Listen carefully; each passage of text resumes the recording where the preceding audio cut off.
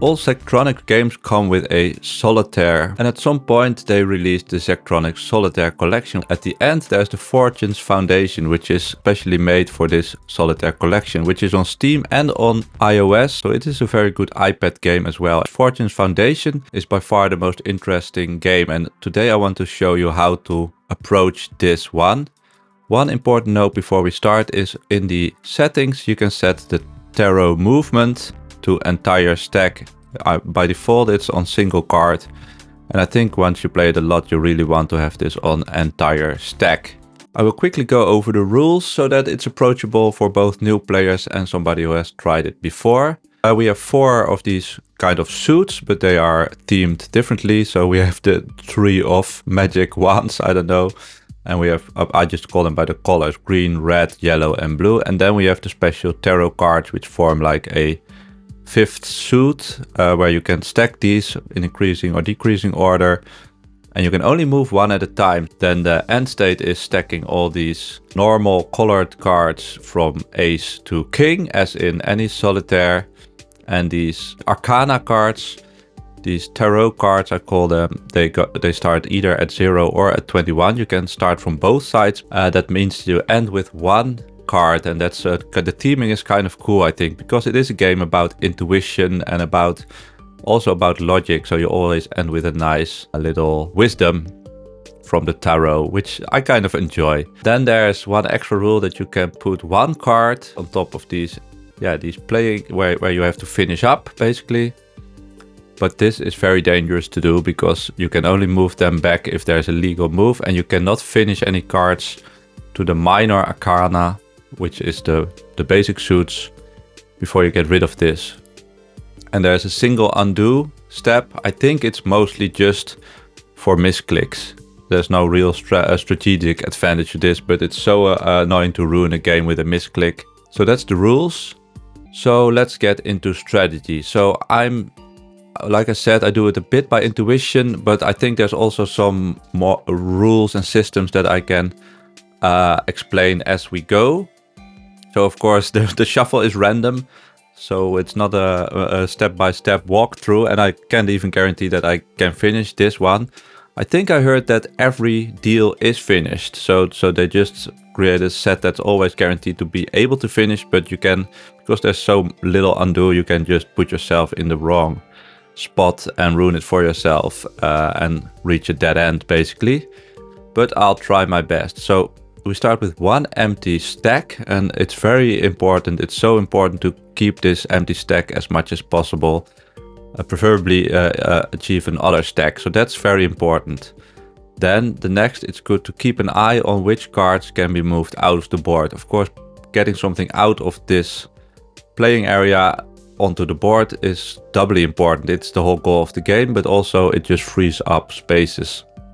So let's just quickly scan where's the tarot 0, the tarot 21, so this one's very locked up. The tarot 21 looks very close. We can even just move it here and it will auto go there. The 21, I will not do it yet because I want to study the board a bit better. That's not always the most important thing. And then we have to find all the 2s. So we have the green 2, which is also very high up. Maybe we have a lucky deal, maybe not. It's very hard to predict. The board state will change a lot. So that's the green 2. Here's the yellow 2. Here's the red 2. And then I somehow missed the blue 2, which is very much down here. So probably also I am going to miss some things that are screaming to you at the screen. I'm also trying to speak my thoughts out loud, so bear with me. Maybe it's educational video, maybe it's just chill to watch. And otherwise just put it in the comments, right? That how big misses I'm making and how good you are at the game from there. So now we have quite a good start. We have many options. So options to me are things that I can clearly do. So we could put the 6 on the 7 and we can put the 7 on the 6. So it's always important to consider both options. And then we have this 18, 16, 17, 15. These can all be stacked together in different ways. And we also have the 9, 10. So we basically have too much options almost. So let's just, for the explanation's sake, start with the kind of the simplest one, I think, which has the least options, so I can explain a bit more of the concepts. So the 6 and the 7, so there's a couple things to pay attention to. You can of course try to solve the whole thing in your head. This is kind of, for me, what the game is about. How far do you want to look ahead, and when do you just kind of trust your gut or your intuition and just go with it, or just be brave anyway. But it's good to know what to pay attention to at the least. So this 6 and the 7, there's two options. I can put the 6 on the 7, or I can put the 7 on the 6. And once you choose one, you cannot go back, except for undoing. What is important, so if you put a 6 on the 7, then the next thing that go on top will be the 5. So it's good to find the 5, which is here, which is quite high, so that's good. It creates options, even if you, well, right now you can see that it's very quick to do, but even if you don't, it's better to have the option more close than farther away, and the 8 is a little bit farther away. Both are quite good. Then the other thing to pay attention to is what do you free up. So by putting the 6 on the 7, we free up the 12. So if you already see where the 12 can go, you have to find the two adjacent numbers, which is a 13, which is locked away, I would say, and the 11, which is locked away. So there's not much advantage to putting the freeing the 12. And then same thing for the yellow 7. Where's the yellow 6? Well, that's here, which is quite close, but then the yellow 8 again is very locked up. So these are, I think, the things to consider for the first steps. And of course you can, if there's, so like here, if there's multiple options, so I can already see that I can free the 5, you can try to make the 3 longer in your head as much as you want. So in this case, of course there are more starting moves, but if this were my only two options, this 6 on 7 and 7 on 6, I would say that the 6 on the 7 is better because the 5 is so close, basically. And of course there's tricks you can do, but they will follow later, with the empty stack and turning it around. And then we have this whole 5, 6, 7, 15, 16, 17, 18 stack. So the final two states, because they are all free to move, are either go from 18 to 15 or from 15 to 18. So that's the only thing we have to consider, because they always have to go in order. And it doesn't really matter how we stack it up. We just go either everything on this side, or we end up with everything on this side. So the 4 will always be freed up, so we don't even have to think about it. And the 21 will always be freed up, but it will go to the tarot high stack. So the 6 will be freed up, but again, doesn't really matter. So then the only question is, do we rather free up the 2, which will go there? So we free up the 14, which which coincidentally fits the 15. So a lot to consider without doing anything. So I hope you enjoy this kind of video. If you do, consider subscribing. I'm having fun with these videos, but it's also fun to watch the number go up. So that means that if I end up with everything on the 15, then we free up the 14, and we can use the empty stack to wrap it around. Maybe I'll just do that also to show. I think that looks very good. So this is where the intuition says, well, I've looked far enough ahead, let's just go with the gut. We create enough opportunities, basically. So the end decision is I'm going to stack on top of the 15. So we go 16, 17. There we go. We played our first 21, the world. 18. We freed up this 14. And the way to get this stack on top of the 14 is we have to need the empty stack.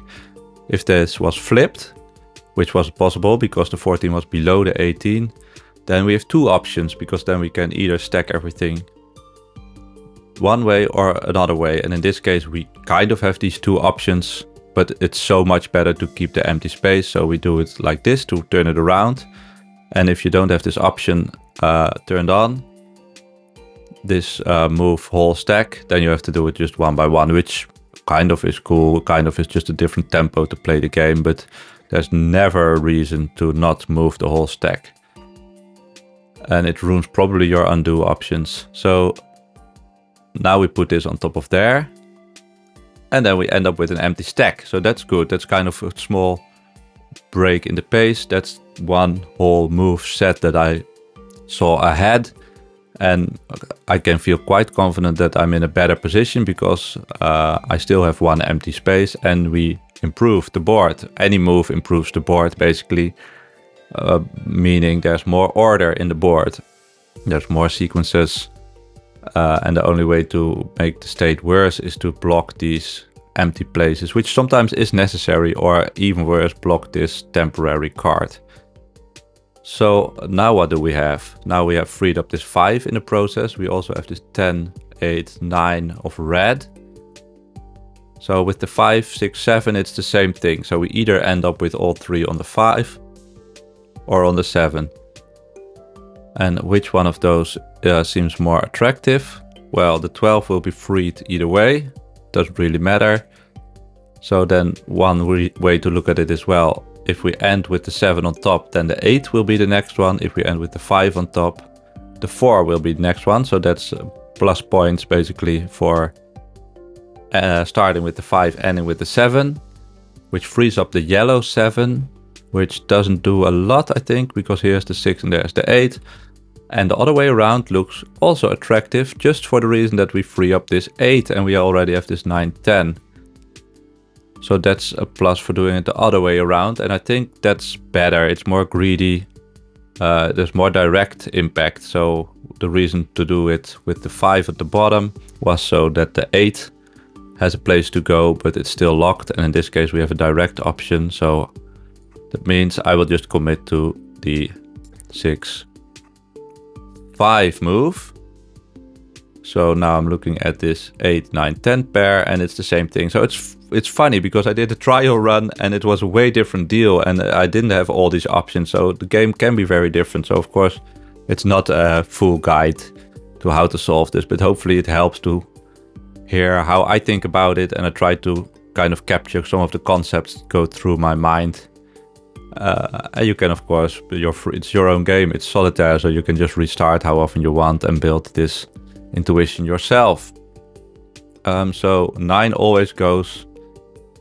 Do we want to end with the 10 on top, freeing the 6, the 5 here, and the 7 here? Or do we want to end up with the 8 on top? We free up the jack, with the 8 here, with the queen here, and the 10 here. It doesn't do a whole lot for us. And then the 7 will be next as well. So no real preference. And it means maybe, yeah, I think I will have to choose one because we also have this green 6 and this 7, which are screaming at me. So I'm kind of hesitant to do this because it doesn't change much. Well, it will improve the board to stack these, but maybe later it's clear which one is the better one, and now it isn't yet. So maybe if there's other moves, I'll do those first. That's kind of my feeling here.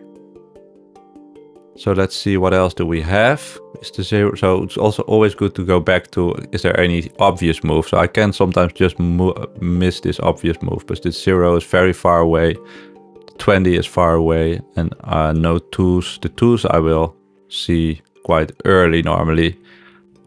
And we can also look for the green 3 already, which is closer. The king is a very special card because it's the only one. Well, yeah, it's the only one that can only be stacked on one card.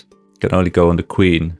And why am I saying it's the only one? Well, the aces are gone, and so the low part of these suits can always go on these stacks. And for tarot, the same thing. So the king is the only one that's very asymmetric in that regard. And in this case, it's on top of its own queen. So we have to kind of at some point just move it out of the way to get anything done.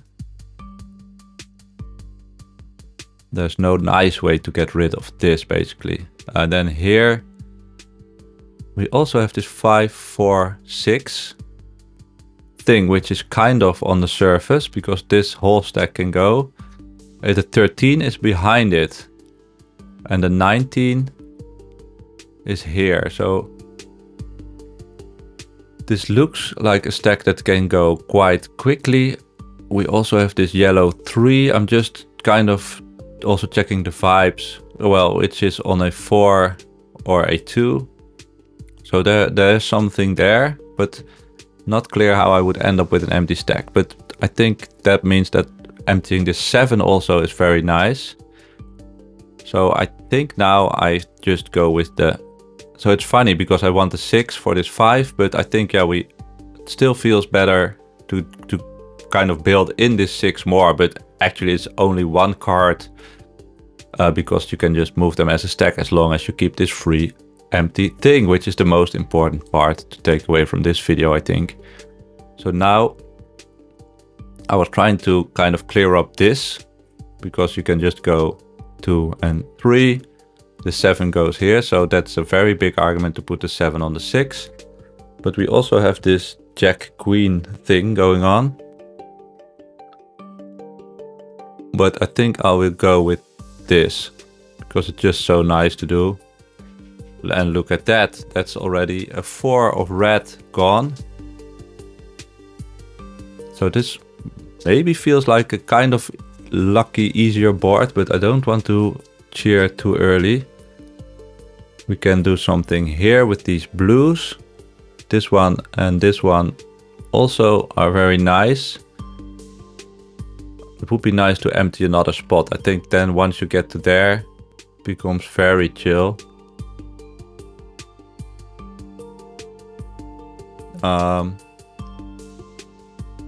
And I think, yeah, that's another concept. Any moves, I don't know if I said it like that before, but any move sets, any move sequence where you end up with the same amount of empty spots is always good. It's always an improvement. The only reason to sometimes wait is maybe there's an even better move set. But in this case, I can put the 11 on the 12. Then I could put the 3 on the side, blocking the empty spot. I will just do it so I can show it. So I put the 10 on the 11, the 11 on the 12. Then I have to block this free spot, but I can do it like this and like this. Maybe I missed something better, but at least I am in a better spot. So I temporarily blocked the free spot, but I could already look ahead how I would free it up again. And it's not that much of an improvement, but it is a big improvement in a way, because we just created a little bit more order to the whole thing. Even though we have this random 3 here, that doesn't matter. That was already there and now it's out of the way a bit. So what is next? We can do... So if we so now we don't have 2 empty stacks. Otherwise we could put the 7 on itself. But that's when we can use this cheat spot. So I have to turn around this spot. So turn around this stack. And I can use an empty stack for that. But I need 2 empty stacks to really flip the, I don't know, the order, the parity. And for that I can use this very dangerous thing, which you really rarely should use. But now it's okay because I can do this. Then I can put it back on top. And again put the 3 back. So now we just made this a little bit nicer. Now it has to go on the jack. Or if we can switch it around on the 5. So that's improvement there. I think here we can do the same thing. Although we much rather, of course, free up this yellow 2 because it can go on the stack. So I can do this move, put this stack upside down here and then put it back on the 8. And this is not a concept, I think. I'm not sure. So the way to explain it is, so there's 2 options basically. So once I do this, which I will just do now, there's 2 options. I can put the 8 on the 7, or I can put the 7 with the rest on the 8. And one of these moves is better than the other, not just because of the end result, but because one, it's not so much reversible, but one option still leaves you the other option. So in one case you end up like this, and in the other case you end up like this. But then I can still do this. And the other way around, once I let go here and I have this stack here, then I can't go back on the 2. So that's the strictly better option because it just leaves you can postpone the decision a bit. Then I see this 4 here, which could go onto this 5, but again it's awkward with the ordering. But I again can use this. So a single card on an is almost an empty stack, which kind of gives you some flexibility with this rule where you can put one card here and you can use that again to switch the parity of this sequence. So let's do that. We can first free up this 2, which is always nice, and then we can temporarily do this, do this, do this, and we still did. Yeah, that's a nice maneuver, right? That's a nice sequence of moves where we end up kind of the same, but in the meantime we make this stack a little longer and we play this 2, whereas the yellow 3, it's far away, but it's not that far away. Actually, I don't know if you already see it, but it's just free to play. This is just a free move. Look at that, and we can go back even. Maybe we don't want to go back, but it's the free move. It's the free option. So if you want to play quicker, then this one is non-reversible. At least I don't see where the 5 immediately goes. And this one is reversible. So we start doing that and go from there. So we all kind of, it's kind of about finding a sequence of moves that is safe or sometimes just feels safe if you can't look far enough ahead. So here we have this 7 and this 8 to consider. Maybe there's other stuff. Maybe quickly look that we are already in more easy, cheaper, freer moves basically. So the 0 and the 20 are still stuck. We are looking for the yellow 4. Yeah, there you go. So is it a free move? It's not a free move, but let's wait a bit, but it looks very good. Green 3 is here. This is a kind of annoying stack, but we are kind of ignoring for now. And the blue 2 is also very far away, although this is in a way all one thing. And then this 9 can go here. So it's not that bad. This is the worst stack right now. So I think I can just do this. Yellow 5 is there. So we can just use again the empty space. Can go back if we want, but I can also do this, which is a free move that I can quickly do because we just end up with the empty stack anyway here. Also, and there is no other way. So with this, to show with this little stack, we cannot get this 10 here. There's no way to do it because we cannot turn this around on this stack. We can only do it with an empty space. So as long as we only have one empty space, the only way this can be combined right now is with the 10 at the bottom. So that's why it's basically a free move. It's just a small improvement. So there's not much to care about. We free up the 9. Doesn't matter because it's the only way we can do it. So we don't have to consider all these options that I did in the beginning. So we have this. Let's see. I'm just seeing if anything speaks out to me. So this it's kind of funny. This needs a jack or a 6, and they are both here. So that's very nice if you could get rid of this 9 somehow, which needs the 8 here or the 10 here. So that's not immediately obvious. Let's look. Oh, you see it? It's good. Let's look at this. Always try to look at this. So this 6, this 5 needs the 6, and that's just as one single move. It's very satisfying. I think the first solitaire implementation, I don't know, I'm not a history of digital solitaire games, but the Windows version that we all grew up with, that I grew up with, the end animation, that's what makes the whole game, right? So now this jack and this queen are also very close. We just need to get rid of this green jack, which goes on the green queen, or on the green 10. And this, it's funny because there's kind of a loop of dependencies here. I'm not sure if I can explain it, but we need the green 10, and then so I'm moving ahead, and I'm not the best person at keeping this whole tree in mind, so I forget what I was doing in the first place. But so that means, I somehow had a reason I wanted to free up this 10, which I can do by getting rid of this, and this goes on to the 9. And I think I said the whole reason I wanted to do all this stuff was that the queen could go. So I think I'm free. And I can retrace my whole thing. You can watch it back if you want, but I'm now going with my gut, not use my full brain.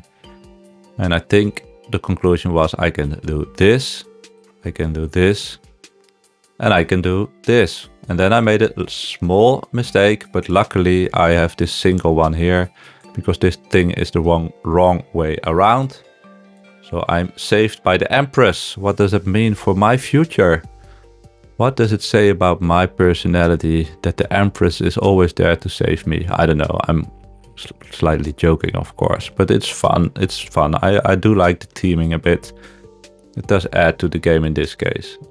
It looks like here is also something possible. We have this King Queen. We have this 7-8. Maybe I'm missing obvious moves again, because at this point, normally once you get going with one of these stacks, it becomes so much more open, the board.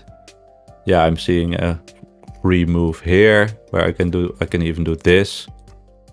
I can even do this. So now we have many free moves.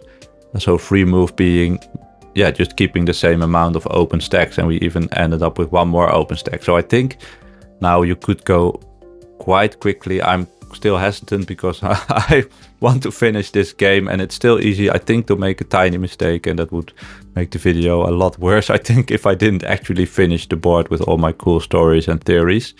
So let's just be sharp and careful and all this kind of stuff. This 0 is still stuck here. Yellow 6 is here. So now it's very tempting to just do this, but then still it's very nice that we have these 2 empty spaces. This jack does help us a bit. We can move this a bit around, but it's not immediately obvious that we get back to 2 empty spaces. So let's ignore that for a bit. Green 3 is here, still one of the more annoying stacks, but we can tackle it.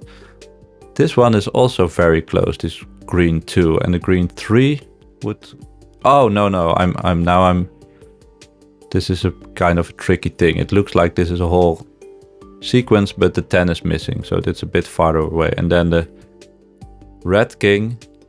Wait, does it mean it's good? We can do this, and then we can get off the 0. So now I'm much more... Don't see the whole sequence, but it feels like every one of these cards can do something. So we just put the 9 here. Let's do a quick glance, because it's kind of scary, but we have to go with our gut. And this thing I missed, it just go by itself. Everything, get rid of it. So am I the expert? I don't know. My intuition is good, but sometimes my logic just misses very obvious steps. But yeah, probably the tarot will tell me what that means again. So what was I doing? I think everything just went for itself. So now this 1, I think, becomes very good. I think we are so close to everything just resolving.